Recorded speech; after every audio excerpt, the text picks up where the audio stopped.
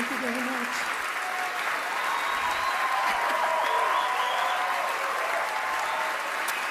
Thank you. Thank you very much. Thank you. Please sit down. Please sit down. Thank you. I love you all, but you'll have to forgive me. I've lost my voice in screaming and lamentation this weekend, and I have lost my mind sometime earlier this year, so I have to read.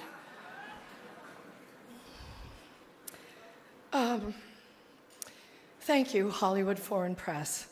Just to pick up on what Hugh Laurie said, you and all of us in this room really belong to the most vilified segments in American society right now. Think about it. Hollywood, foreigners, and the press. But who are we? And you know, what is Hollywood anyway? It's just a bunch of people from other places.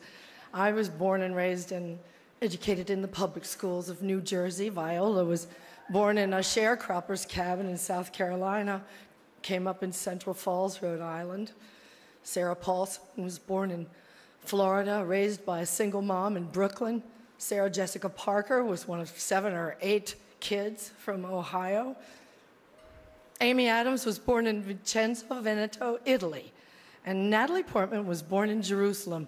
Where are their birth certificates?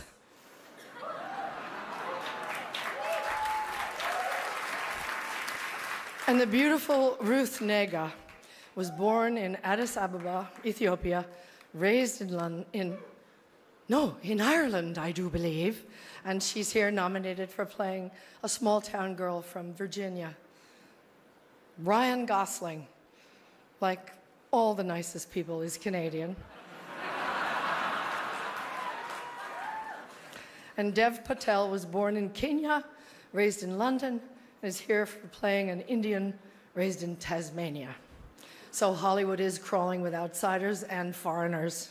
And if we kick them all out, you'll have nothing to watch but football and mixed martial arts, which are not the arts.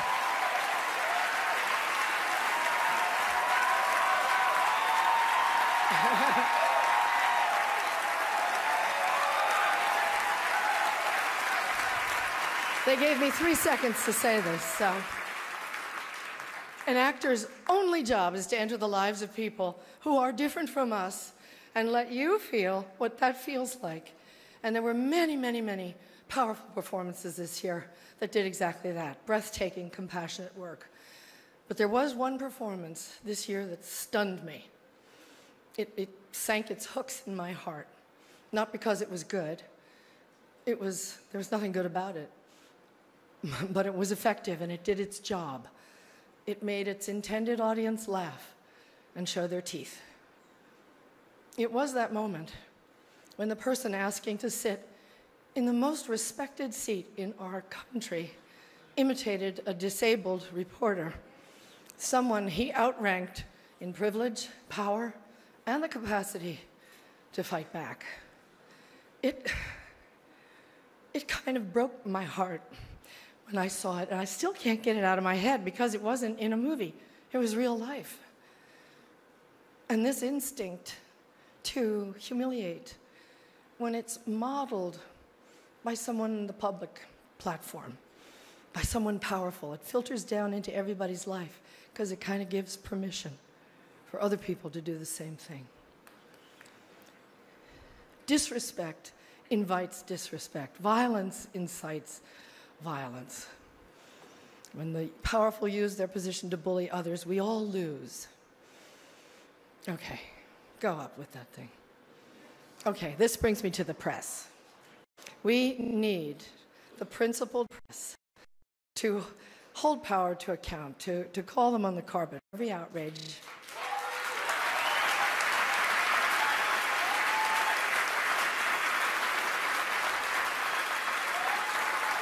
That's why our founders enshrined the press and its freedoms in our Constitution. So I only ask the famously well-heeled Hollywood Foreign Press and all of us in our community to join me in supporting the Committee to Protect Journalists, because we're going to need them going forward, and they'll need us to safeguard the truth. One more thing.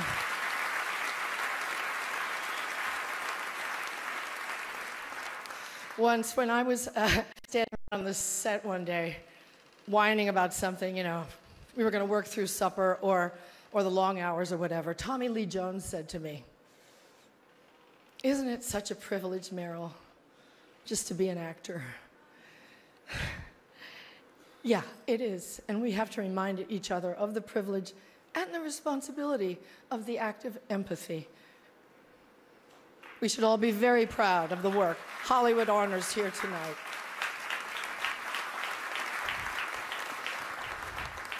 As my friend, the dear departed Princess Leia, said to me once, "Take your broken heart, make it into art." Thank you for